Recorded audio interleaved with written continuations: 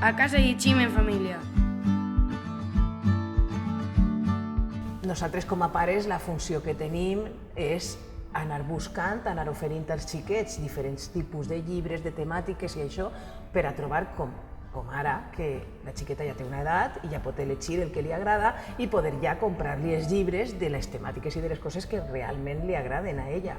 És ella la que tria el que vol llegir, les aventures o el que ella vol llegir, no, Lucía? Sí. Ella ho té clar, ella sap el que vol i doncs ara vaig a llegir-me estos llibres. Soc la que més comença llegint en casa. A partir d'ahir intente sempre inculcar-los un poc el que llegien també, l'hàbit, encara que l'hàbit costa una miqueta, però després els agrada. Pues és una sensació molt guai, com que el llibre te conta històries que tu no sabies i t'imagines les històries que te conta.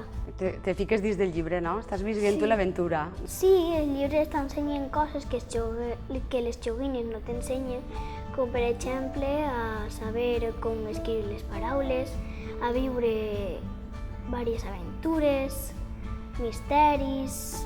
Ens dona una cosa molt important com a Matilda, que ens dona Màgia. màgia, ens donen màgia. Els llibres ens ensenyen moltíssimes coses i que tens raó, a part de l'escola també n'hi ha un món endavant en els llibres. Heu gravat, que m'ha dit que tinc raó, no? Heu gravat. Vale.